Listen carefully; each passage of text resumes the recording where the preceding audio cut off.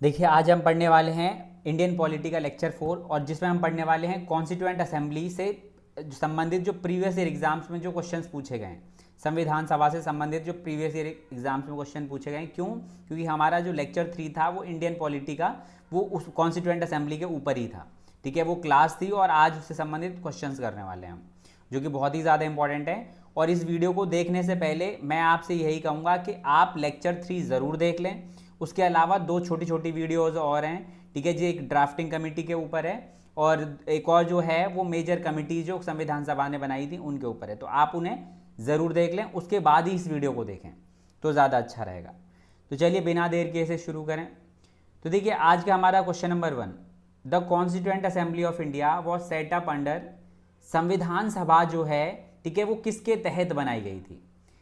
अब option A Cripps mission 1942, option B cabinet mission 1946, option C, ठीक है, Simon commission 1928, और ऑप्शन डी, ठीक है, तो क्या है, अगस्त ऑफर 1940। अब देखो, जो संविधान सभा बनाई थी उसका सही आंसर ये है बी, कैबिनेट मिशन 1946।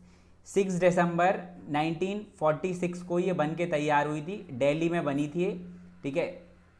और ये कैबिनेट मिशन 3 मेंबर मिशन था, ठीक है, जो भारत आया था, और इसी के तहत हम एग्री हुए अपना संविधान लिखवाने के लिए।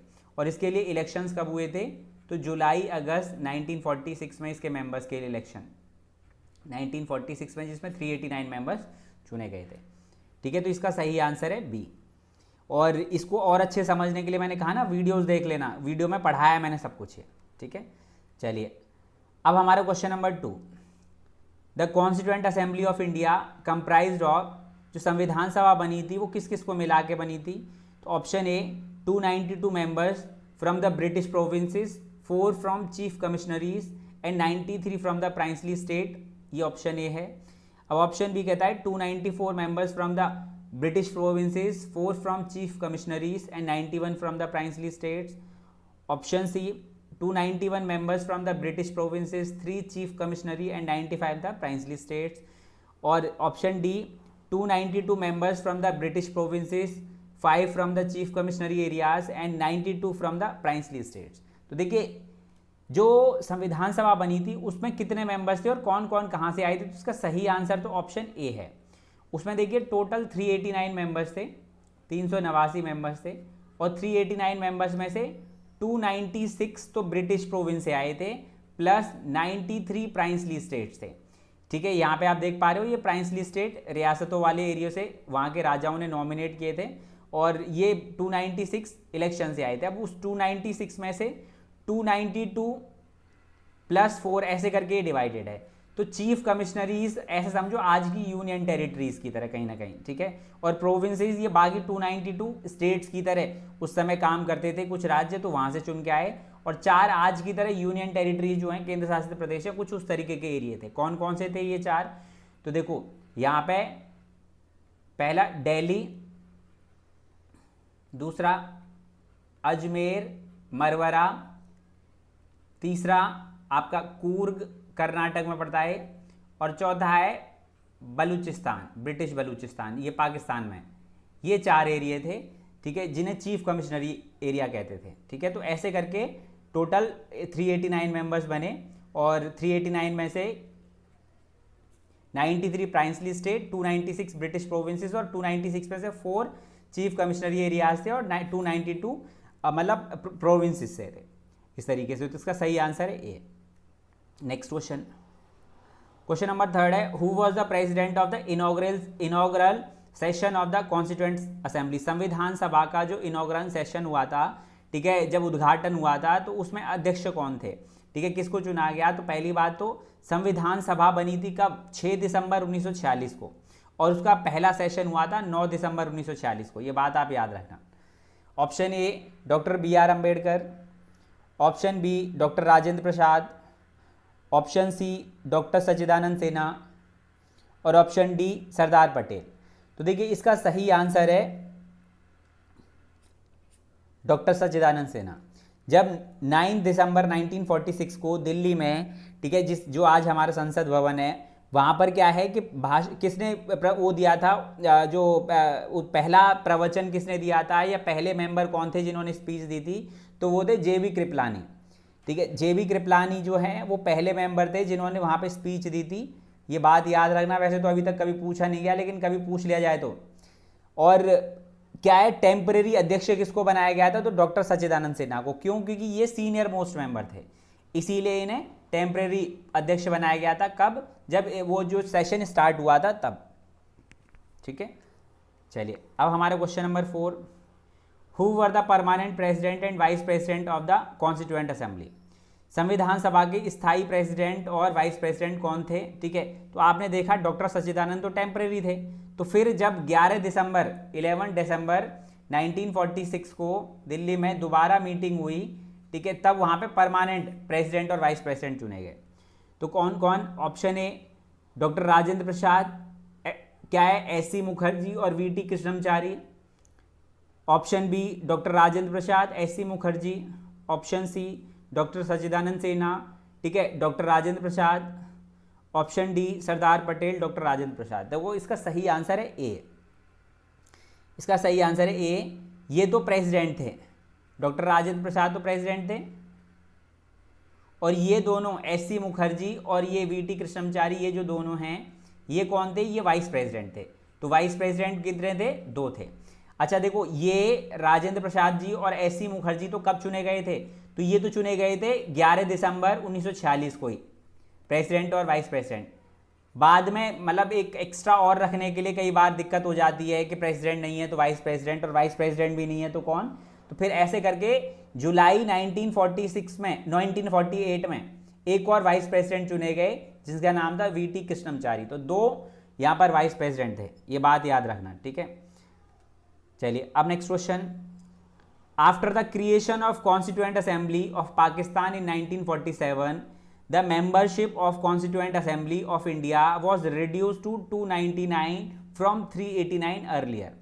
जब पाकिस्तान बना, ठीक है, पार्टीशन हुआ, तो जो पहले 389 मेंबर्स की स्ट्रेंथ थी संविधान सभा में वो घट के कितनी हो गई? 299, क्योंकि कहाँ चले गए? बाकी पाकिस्तान चले गए। What was the total number of member from the provinces in the constituent assembly. फिर जो राज्य थे, ब्रिटिश प्रोविंसेस थे, उससे कितने मेंबर्स भारत में बचे थे? ठीक है, तो option A 229, option B 70, option C 292 और ऑप्शन डी है 93। तो देखिए इसका सही आंसर है क्या है? ये 229। देखो क्या था कि पहले ये जो मेंबर्स थे, आपको पता है मैंने बताया था कि 296 प्लस 93 थे, जिसमें 296 में से 4 प्रोविंसेस थे, वो थे कमिश्नरी एरियाज थे, तो बट अभी आप 296 ही समझो। तो जब ये रिड्यूस हो गए तो ये रिड्यूस कितने हो गए? 229, और ये प्राइंसली स्टेट 93, ये रिड्यूस हो गए 70। ठीक है, तो ये कितने हो गए फिर? 299। बाकी सब कहाँ चले गए? पाकिस्तान में। अब याद रखना कि ये पूछ ले कि प्रोविंसेस से कितने सीट्स बची थी, तो 229, और रियासतों से कितनी बची थी, तो 70। ये वीडियो में वैसे मैंने बताया है, लेकिन आप ठीक है याद रखना। चलिए next question. The philosophy underlying the Indian constitution was embodied quite earlier in the objective resolution which was moved in the first session of the constituent assembly on 13 December 1946 bye.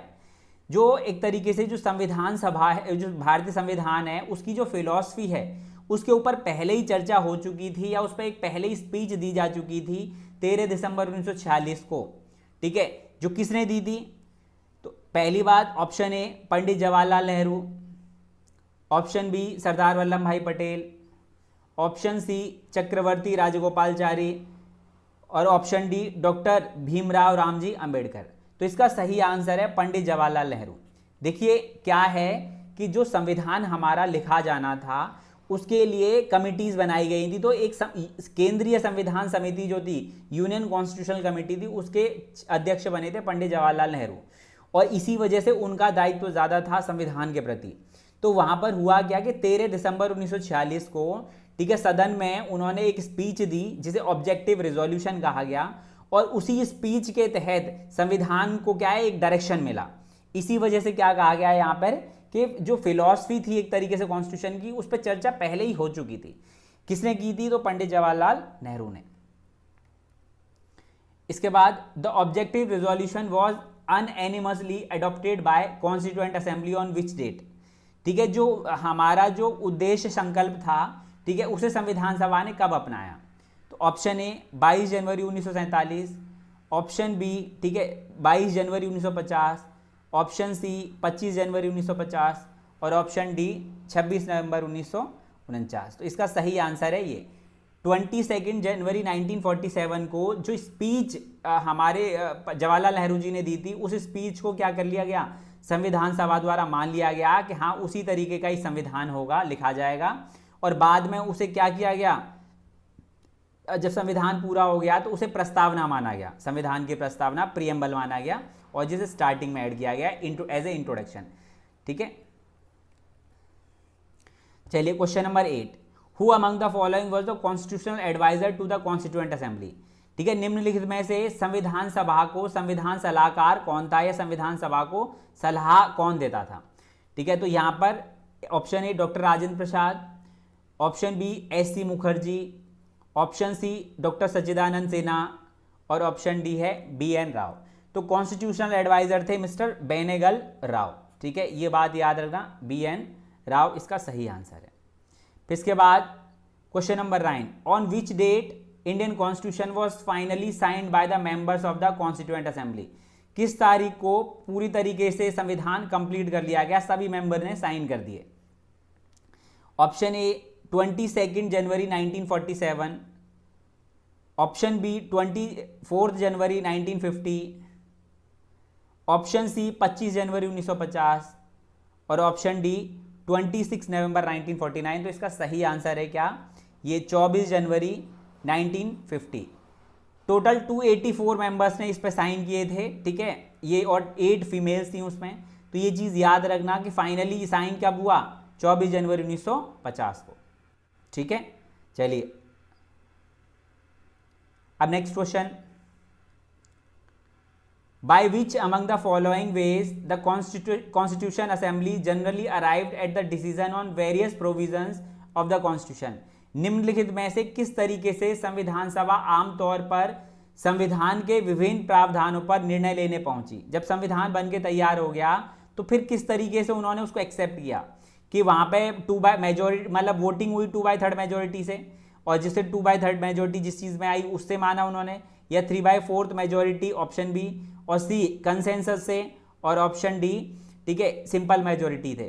तो देखो इसका सही आंसर है consensus, आम सहमति से, सभी लोगों की सहमति हुई वहां पर और सहमति से क्या है ये चीज को माना गया। तो वहां पे संविधान सभा में डिस्कशन होता था, जो भी चीजें ये लोग ड्राफ्ट करती थी, ड्राफ्टिंग कमेटी उस पर डिस्कशन कराती थी।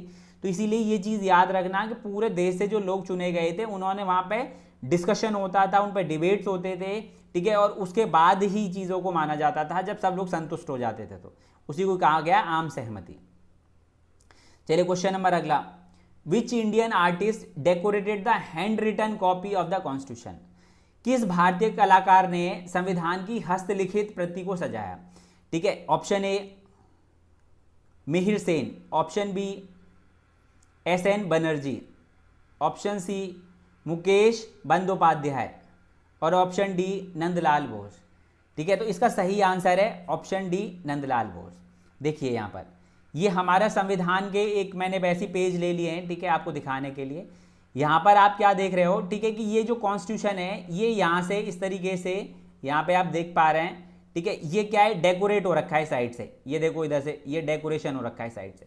तो ऐसे ही सारे पेज डेकोरेटेड हैं। तो ये किसने डेकोरेट किए हैं? तो शांति निकेतन के नंदलाल बोस, उन्होंने क्या डेकोरेट किए थे। ठीक है, और जो इसको हैंड रिटन किसने किया था? तो श्री प्रेम बिहारी नारायण रजदा ने, प्रेम बिहारी नारायण रजदा, उन्होंने हाथ से लिखा था इसे और इसको डेकोरेट किया था शांति निकेतन के नंदलाल बोस ने। ठीक है, चलिए next question, who boycotted the Indian constituent assembly. ठीक है, भारतीय संविधान सभा का बहिष्कार किसने किया था?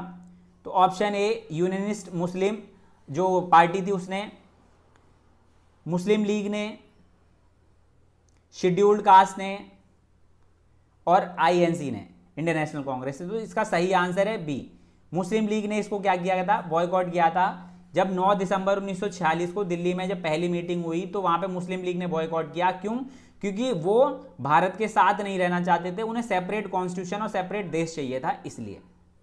ठीक है, चलिए अब अगला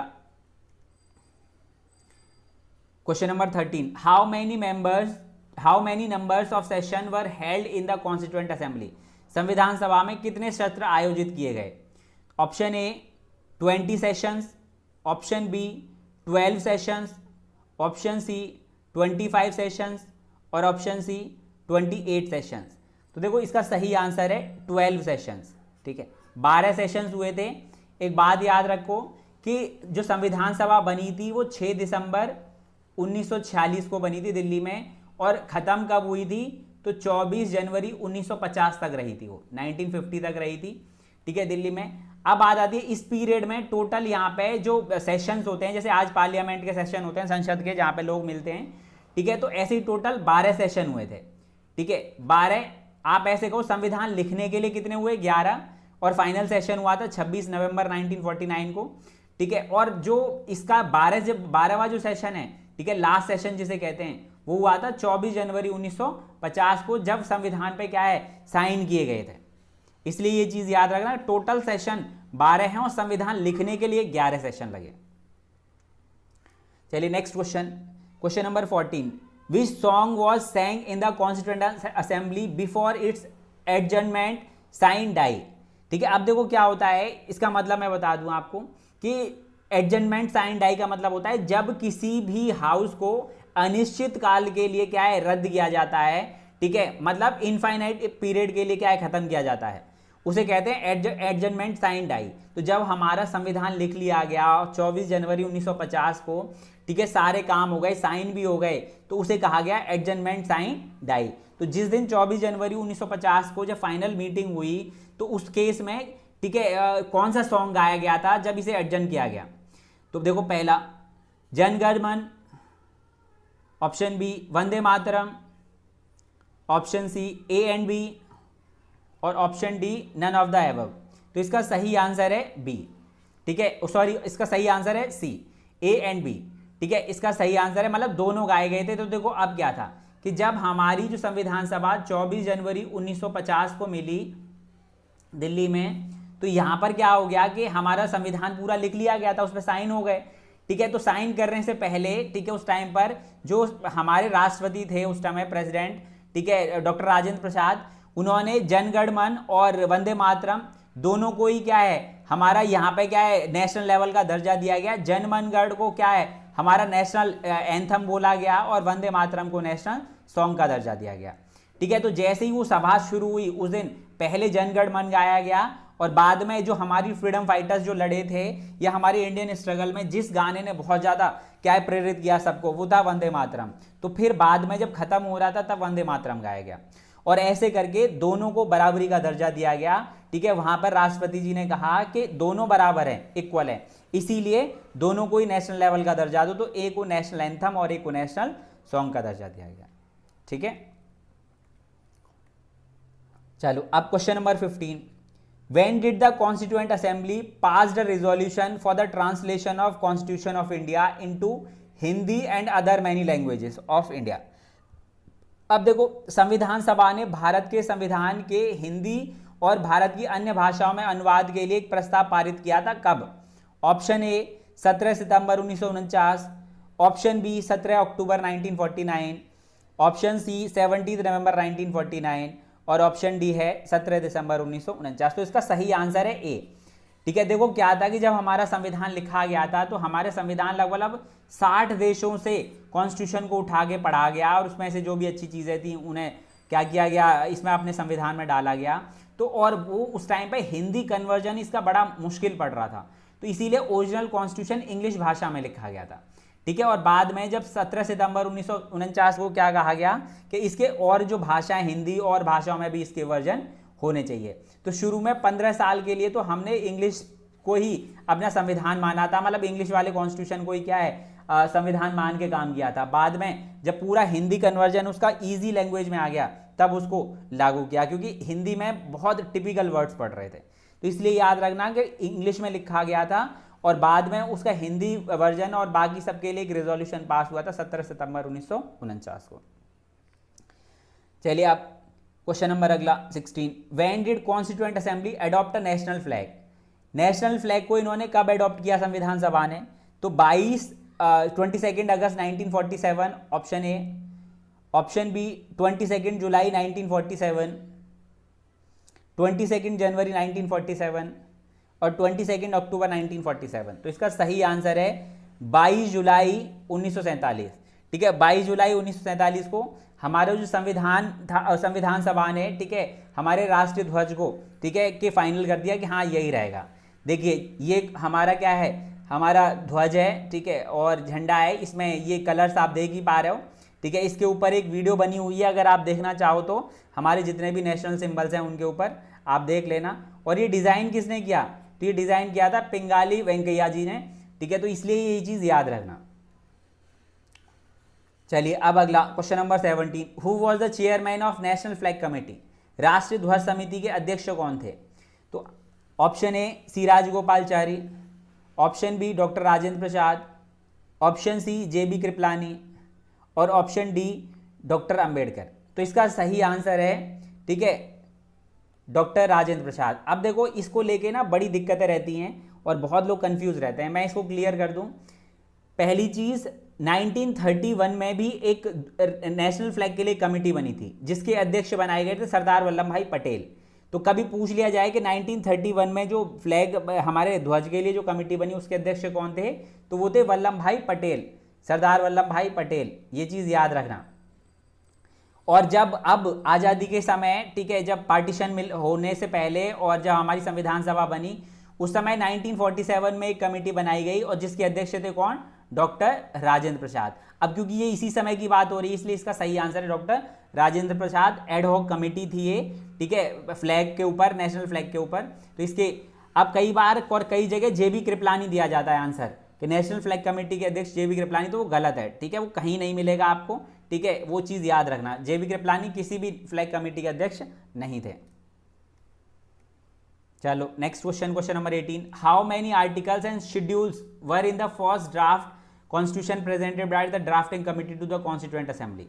ठीक है, जब संविधान सभा ने, ड्राफ्टिंग कमेटी ने संविधान सभा के समक्ष पहली बार जो क्या है संविधान लेके गए तो उसमें कितने आर्टिकल्स थे?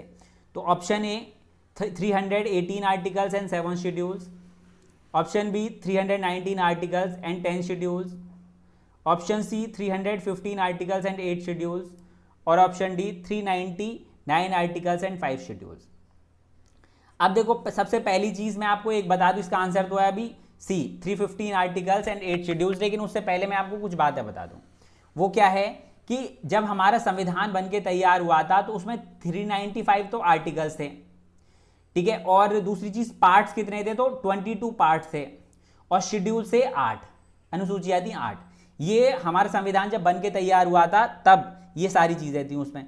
और जब पहली बार संविधान वो ड्राफ्टिंग कमेटी ने, ठीक है, क्या सारी चीजें स्टडी करने के बाद जो संविधान बनाया उसमें 395 आर्टिकल्स, 18 पार्ट्स और 8 शेड्यूल्स थे।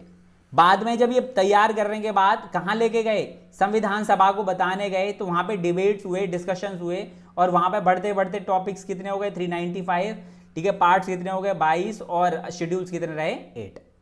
ये चीज याद रखना आप। चलिए next question, state emblem was adopted by government of India on? Bharat राज्य का प्रतीक, ठीक है, भारत राज्य का प्रतीक को सरकार द्वारा अपनाया गया। ये थोड़ा सा क्वेश्चन हिंदी में गलत हो गया, आप याद रखना। भारत राज्य का प्रतीक क्या है और उसे कब अपनाया गया? तो देखिए ऑप्शन ए 15 अगस्त 1947, ऑप्शन बी 2 अक्टूबर 1947 और ऑप्शन सी 26 जनवरी 1950 और ऑप्शन डी 24 जनवरी 1948। तो इसका आंसर है ये सी। अब देखो ये होता क्या है, तो आपने देखा होगा, ठीक है, कि हमारा जो सत्यमेव जयते एक शेर वाला बैक टू बैक 4 शेर हैं जो अशोका एम्बलम जिसे कहते हैं, ठीक है, वही हमारे स्टेट एम्बलम है। और ये कब अपनाया गया था? ठीक है, जिसमें नीचे सत्यमेव जयते लिखा रहता है, ठीक है, तो ये 26 जनवरी 1950 को अपनाया गया था। चलिए अब अगला, how many women members in the constituent assembly? ठीक है। जो ये संविधान सभा थी उसमें कितनी महिला सदस्य थी? तो option A 15, option B 8, option C 12 और ऑप्शन डी 20। देखिए वो जब 389 मेंबर्स थे तो उसमें फीमेल्स थी 15, जब पार्टीशन हो गया उसके बाद रह गई 12, और ऐसा माना जाता है कि साइन सिर्फ 8 ने किए थे, ठीक है, जब संविधान तैयार हुआ। तो ये बात याद रखना आप। चलिए आप question number 21, national anthem was adopted on which date?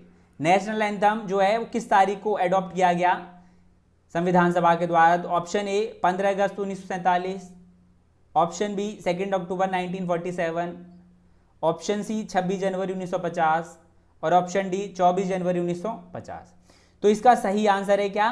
24 जनवरी 1950। अभी इसे हम देख ही चुके हैं पहले, ये मैंने अभी पीछे क्वेश्चन भी था वहां पर भी हमने बात करी थी, ठीक है। तो संविधान सभा ने जब फाइनल मीटिंग हुई थी तो उसी टाइम पर ही नेशनल एंथम को क्या है यहाँ पे एक्सेप्ट किया था या एडॉप्ट किया था। फिर next question, national song was adopted on which date? राष्ट्रगीत किस तारीख को अपनाया गया था? तो ऑप्शन ए 15 अगस्त 1947, ऑप्शन बी 2 अक्टूबर 1947 और ऑप्शन सी 26 जनवरी 1950 और ऑप्शन डी 24 जनवरी 1950। तो इसे भी हम देख चुके हैं, ठीक है। ये भी कब अपनाया गया था? 24 जनवरी 1950 को।